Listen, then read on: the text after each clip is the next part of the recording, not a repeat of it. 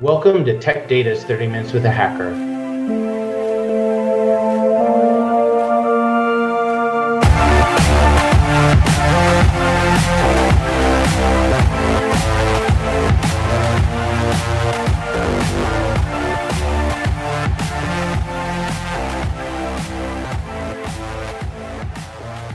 All right, thanks everyone for joining this next episode of 30 Minutes with a Hacker. My name is Jade, Witte with our Security Solutions Group, and I'm excited to have Brett Scott here with me today and Alex Ryals. Brett's been with us every podcast for the last couple of years, and we've tapped his brain as an ethical hacker to really give us insights. And we've been fortunate enough to have Alex Ryals join us for the last few, and hopefully he'll be able to continue on with a lot of these because he's got some great insights. I'll let you guys introduce yourselves briefly and maybe share just a little bit about your background and why we've pulled you into these. Sure. My name is Alex Ryals. I'm the Global VP for our security business here at Tech Data. I had a great career in security. I came from a reseller partner selling software and have been running the Americas security business for Tech Data for the last many years, designing solutions for the channel and providing services through our partner community, and recently managing our global business. So excited to be here. My name is Brett Scott. I'm a director level at Tech Data. I oversee the Tech Data Cyber Range, and I'm also the founder of the National Cyber Warfare Foundation, which is recognized as a leader in cybersecurity. And I come from a background of hacking and the world and darknet, et cetera, big scary monsters. But I'm still a good guy, and I'm here to help our partners and their end customers be better at cybersecurity. Great, thank you. And I'm excited to get into this topic. It's unfortunate what happened over the July 4th weekend. I think everyone's probably heard about it. It's all over the news. The ransomware attack that hit Kaseya. It's considered a supply chain cyber attack. And I think it would be great as we're getting into this discussion, Brett, maybe just to tell us what happened from your perspective. Yeah, certainly. So Kaseya is very similar to what SolarWinds was, except that it serves a different market. It serves the small business market primarily, whereas SolarWinds was very much an enterprise, big business, big government, etc. The exact style of target, if you will, is Kaseya for small business. And interestingly enough, whereas SolarWinds mainly affected United States-based interests, the attack against Kaseya, only 15% of their customers are in the US. So this is really affecting small to medium-sized organizations all over the world. And so even though it is thematically similar, it still is the same type of attack where they're essentially compromising an MSP. And then from that compromised MSP, they're able to infect all of the customers of the MSP, puts, of course, a much heavier impact on those small to medium-sized businesses.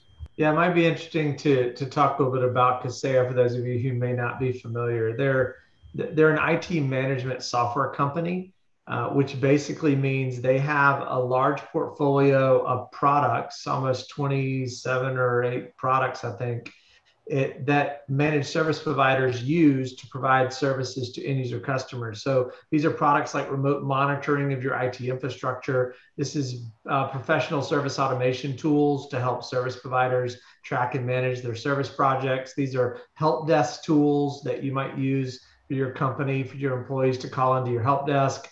This is a managed security operations center capability. This is network performance monitoring tools, compliance-related process automations. So Kaseya has a large portfolio, and the context of our discussion today is around one of those modules called VSA. It's basically remote monitoring and management. So it's the idea of sending agents out to the customer's computers to monitor the health of those computing devices and then alert if there's any sort of issue, and it sends the alert back to the managed service provider who can then help that customer manage their infrastructure. So in this particular case, it appears that the hackers, which we believe are APT29 from Russia, have sent malware to the Kaseya VSA module of software, which then impacted the 50 or so managed service providers who use that module, and then impacted the 1,500 end user customers of those 50 managed service providers. So the scope of this thing was actually pretty large and scary. You know, it's interesting what you brought up there about, we know that it's Russia and APT29, which I'm not real familiar with, but maybe you guys can touch on what that is. But when I was talking to you, Brett, about this breach, when we were prepping for this podcast, you had mentioned that we know that this is from Russia, whereas some of the others, let's say the Colonial Pipeline breach, it's thought to be Russia, but your actual view is wasn't Russia. And you have certain reasons for that. And maybe you can just touch a little bit about how we know this is Russia. Yeah, absolutely. So what I love about Russians is they have a really solid pattern of what are called TTPs, techniques, tactics, and practices.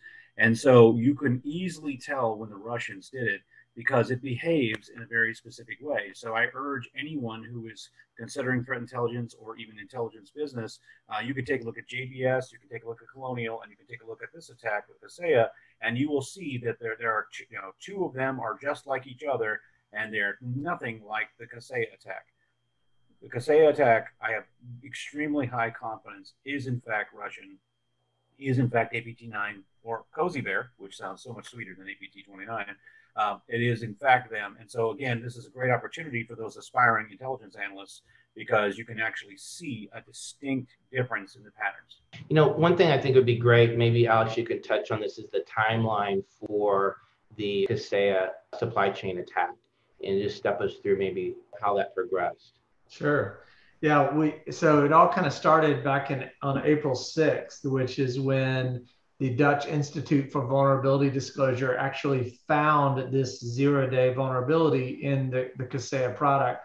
And they made the decision, which is responsible, to tell Kaseya about it so that Kaseya could then work on a patch before somebody came along like Cozy Bear and actually exploited it. So in this case, June 2nd was the big day when this particular vulnerability was exploited by Cozy Bear or APT29. APT stands for Advanced Persistent Threat. So many analyst firms will give these different bad actors code names, and APT29 just happens to be the one involved here. They're a Russian-based group. It's important to say that just because it's Russian origin doesn't mean the country origin, it was necessarily nation state. It means that that's the gang who operates out of Russia that did this. So on June 2nd, the ransomware attack hit, and it encrypted the systems of the managed service providers, and then the malware was deployed down to the end user customers of those managed service providers to encrypt their systems as well. So pretty quickly, there's a couple of things that happened. Number one, there's a ransom that each individual end user customer was asked to pay of a couple of tens of thousands of dollars in Bitcoin. Then interestingly, these guys also published an announcement that you could buy a universal decryptor tool for $70 million that would unencrypt all customers who were encrypted with this particular variant of malware that's called R-Evil or Revil. I don't know how they pronounce it, but the $70 million didn't fly. So through some negotiation with various people, it came down to 50 million. There are various types of negotiations going on. I don't know if anyone's going to end up paying or not, but we'll see how that all shakes out coming up. But these guys are certainly negotiating with each end user customer impacted, as well as with Kaseya and various governments that have impacted customers in their countries to see if anybody will pay. The whole discussion of whether to pay or not we've had on previous podcasts, but that's obviously a personal discussion and based on what type of data is encrypted and how impactful it is to the business. But Kaseya at this moment is still building a patch. So we don't have officially a fix for it yet.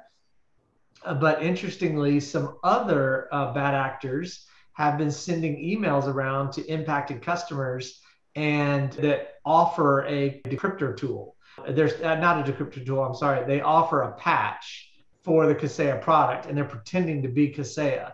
And so end user customers who download the fake patch actually are just getting hit with another variant of malware unrelated to the ransomware. So it's important for everybody to know that Kaseya, as of July 8th, does not have a patch available yet officially. So if you get an email, it's likely malware. Don't click the link, and let's all get our information directly from the Kaseya site and verify there before you try to download anything that potentially is malicious.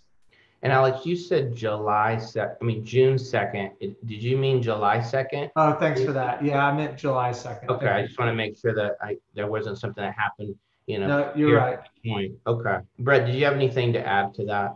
Well, this is the type of attack that helps us to gain perspective again. If you think about it, the bad actors were able to exploit something that they found very, very quickly, but the other bad actors that are out there were able to respond even more quickly than the company itself.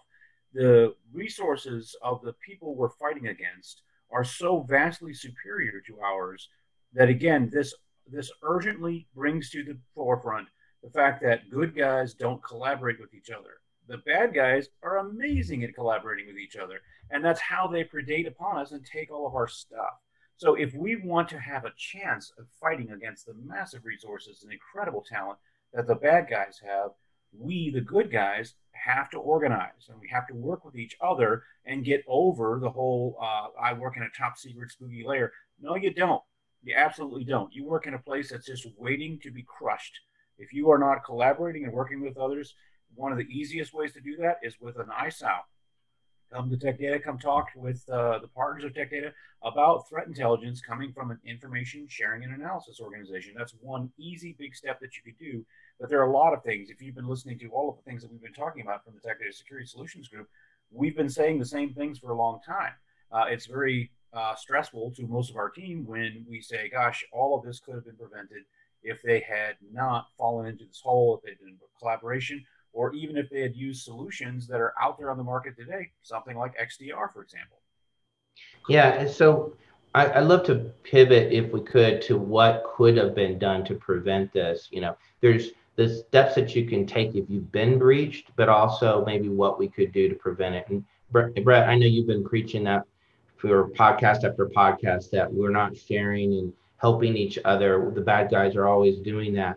But and we need to get better about that. But there are some things that we could also do in addition to that. Alex, do you have any thoughts on that? Yeah, there's definitely actions that everyone should take as a result of this particular attack, and then in general, because these guys are so creative, and we have to respond quickly. One of the things before I talk through some of what you can do to protect yourself, just an interesting fun fact. The guys who wrote this particular malware wrote it in such a way that it would not impact anybody. Any computer system running a Russian-based language. So these are languages like Ukrainian, Belarusian, Armenian, Romanian, Turkistan.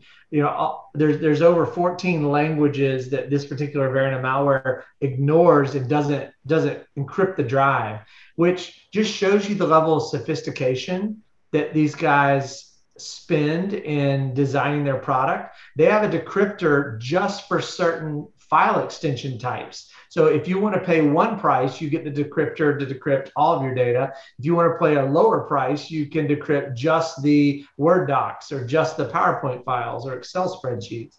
So there's a significant level of thought and sophistication here. So some might say there's nothing you can do against an enemy like that.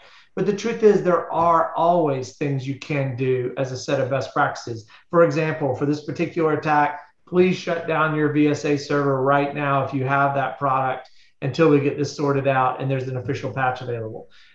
You need to download the Kaseya VSA detector tool if you have that product in your environment. Kaseya wrote a tool. Make sure you only download it from their website, not from anywhere else. That tool will look for the indications of compromise from this attack on your computers and clean that up. So make sure you have that. Generically speaking, everyone should be enabling multi-factor authentication on every business application and cloud service that you have. So if you are connecting to an API cloud service to a cloud provider, make sure there's multi-factor on there. If you're all the websites that your employees use, make sure there's multi-factor. And you can use single sign-on so that they don't have to necessarily multi-factor every time to make it a little more acceptable inside the organization, but it's super important. Another one is maybe for if you're dealing with a managed service provider, like a managed service provider that uses Kaseya, make sure that you use a VPN tunnel for communications, or even a segmented network for the devices that managed service provider has access to. We've talked on previous podcasts about micro segmentation. You want to isolate the network into smaller chunks. That way, if someone gets into one area of your network, they can't necessarily jump to other areas. So if you're giving access to a remote management product, maybe segment or wall that off a little bit. Maybe you want to have an allow IP list for any sort of managed service. So for instance, if Kaseya has access through a tool into your environment, maybe you get the IP address of where the Kaseya connection is coming from, and then allow that specific IP allowed through on your network, but block everything else, right? So if someone stands up a fake server to try to attach to your environment from a different IP address, it'll be blocked. So these kind of things are important. The FBI actually published a list of best practices to follow as a result of this particular Kaseya attack out on their website. Just Google for FBI Kaseya preventative measure, and it'll bring those up. And I would encourage you guys to all check out the website. Absolutely. And CISA, of course, CISA.gov is another great resource to see aggregated information about this attack and all the steps that you can take to remediate. So there are plenty of great resources out there. And Alex, great, awesome way to talk about all those things, many of which are components of zero trust, right? And all of these things are going to significantly change the game in your favor.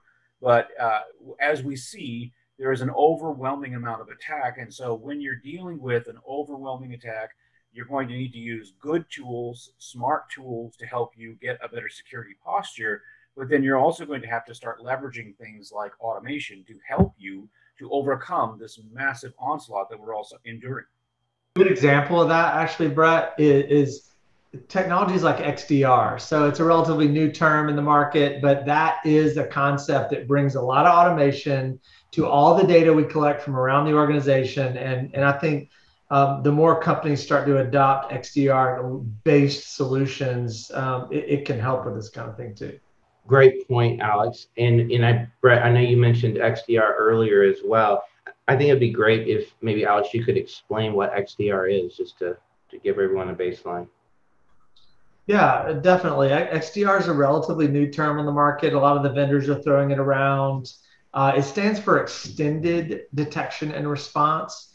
And let me give you my kind of overview, simple answer on what it is. And then I'll actually read you, I think I found here, I'm looking right now, like Gartner and Forrester's definition of it, which is a little more complete. But essentially, we've had EDR, endpoint detection and response, for several years now.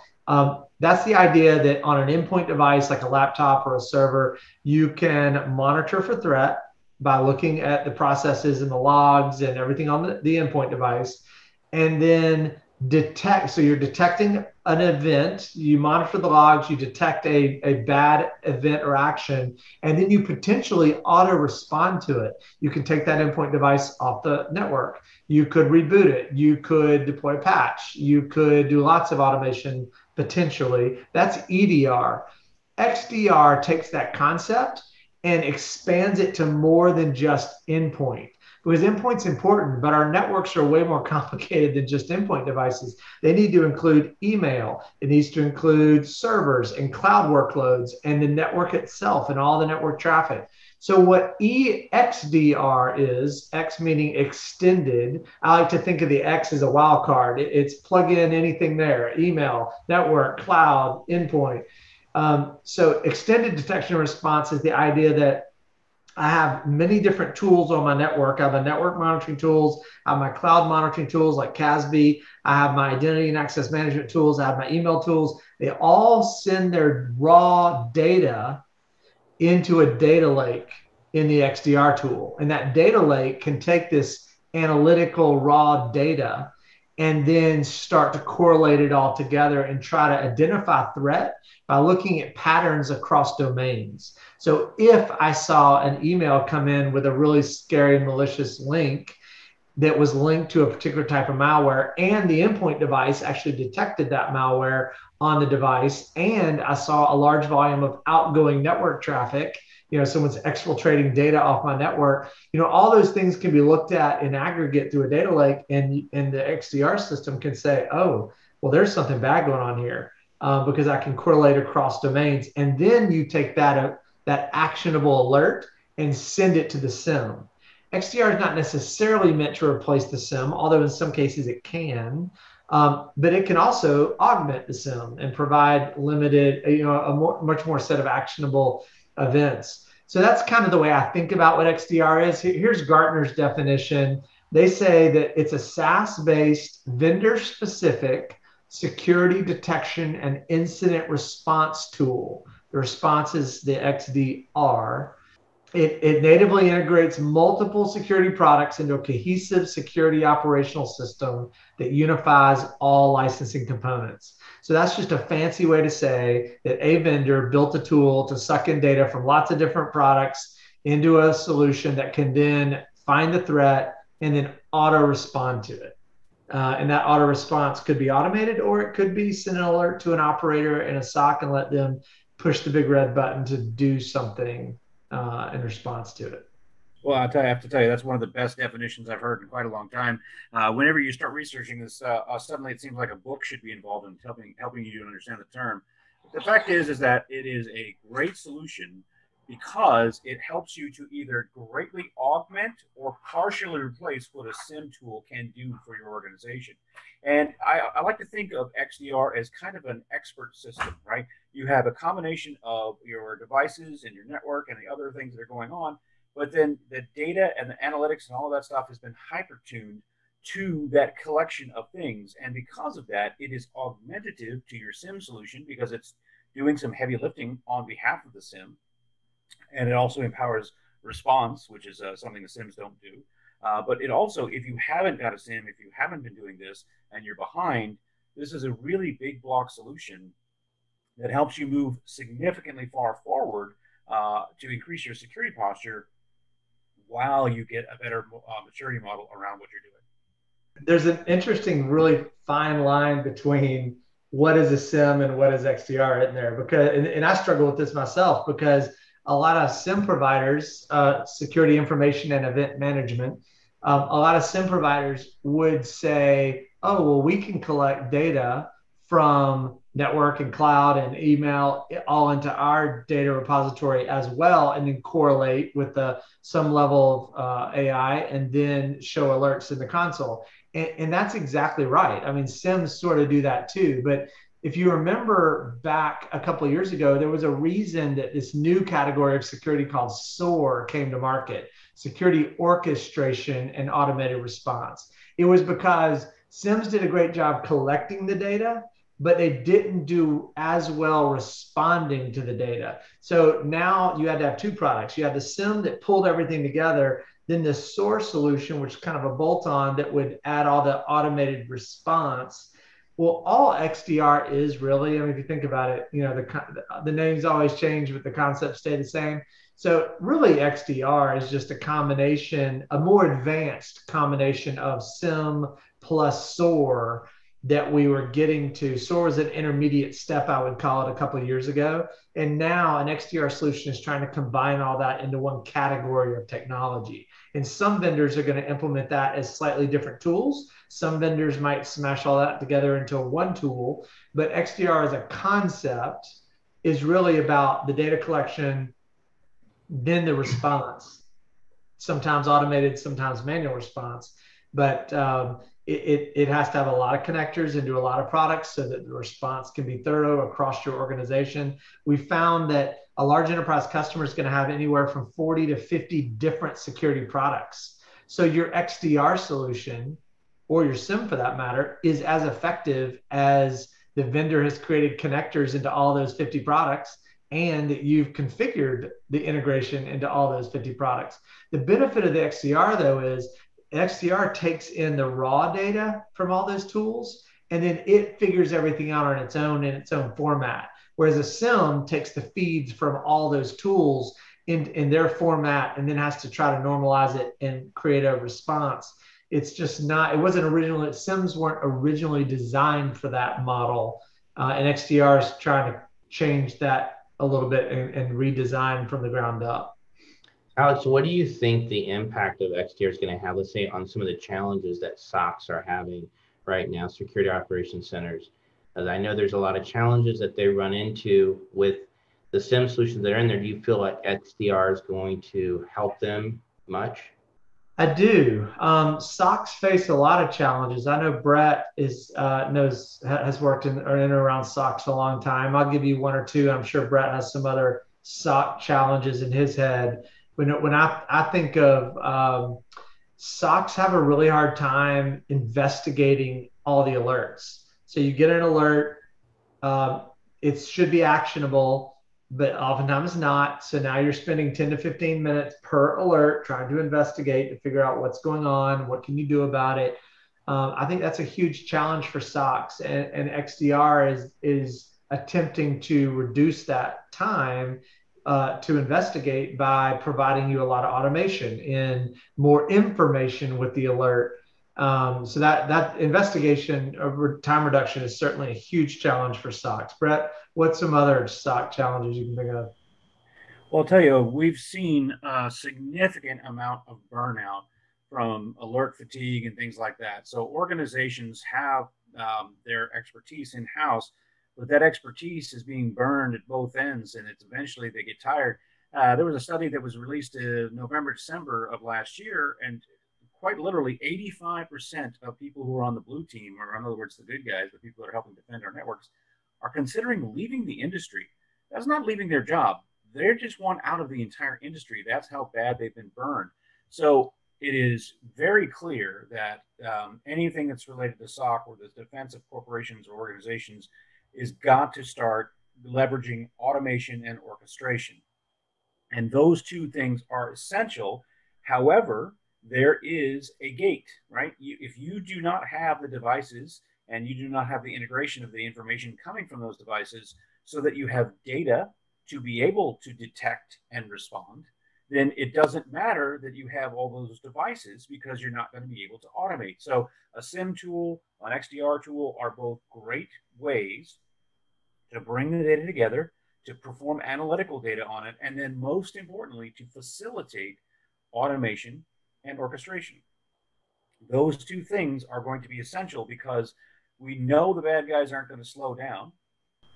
Because they're not going to slow down, we can expect that they're going to increase. If 85% of our blue teamers are thinking, I want out of this industry, we're fixing to have a really bad problem here, right? And so because of that, it is very important for your organization to embrace trying to improve its overall security posture, thus reducing problems, but also to facilitate the bridge to leveraging orchestration and automation. And when you combine those two things together, you might get the inertia back to where you can keep your company or your other organization defended. Yeah, you talk about alert fatigue. I think that is one of the biggest challenges in SOCs. A company with 1,000 employees gets around 22,000 events per second into their SOC. That's 2 million events a day. An operator can't handle that. I mean, they get burned out, to your point. And so it's important that tools like automation, orchestration, XDR-based solutions reduce that alert count down to a reasonable set of actionable events that we can actually do something about. Otherwise, we're wasting time sending 2 million events a day to our SIM tool. That's just not practical. The other challenge I would say with SOCs is visibility of the problem space. If you get an event into your SOC about an endpoint device being offline or having a threat found, that gives you one small part of the picture. But if it turns out you can correlate that with network data or with cloud data and see that there's a greater threat going on across the network, that visibility is going to be gold to a SOC analyst. So their challenge today is they don't have enough visibility across the infrastructure. The benefit of an XDR solution is it provides that visibility by pulling in the email data, the identity data, the network data, the endpoint data, all into one place to give you a larger picture of the issue. Well, and you can combine that with the fact that a lot of the efforts, I mean, I can almost hear the meetings going on every hour where IT departments or security departments are like, oh, we're going to reduce the noise. We're going to bring this noise level down so people can handle it. I literally, as I hear those words echoing, I can only think of what the fire department is thought of by the police, right? The police say that the fire department is the evidence eradication committee. And so if you are reducing noise through some tool, there's a really good chance that that reduction is also creating blind spots to your overall cybersecurity posture. So whereas there's a natural desire to solve a problem in one way, to be effective, it really needs to be done well in the way that we're talking about, which is to leverage solutions that help you process that data and again move you towards automation and orchestration. Just turning off the alarm doesn't mean that your car is not being burgled. Well, with that, we'll probably need to wrap this up because we're at the 30-minute mark. Now, we're recording this on July 8th. According to Kaseya, they're supposed to have a patch by Sunday, July 11th. We'll see if that happens. By the time you're listening to this, hopefully there's already a patch out there. But all the things that we discussed as far as what you can do to prevent this from happening in the future and getting that these attackers are going after small businesses now. This is what's so scary about it. It's not just the big players. We're all vulnerable. We all need to step up our game. And so hopefully you got value out of this podcast. Appreciate it, Brett, always getting your insights, and Alex as well. It's really great having you on these podcasts. So with that, we'll wrap this up and look forward to next month's podcast on 30 Minutes with a Hacker. Thanks, everyone.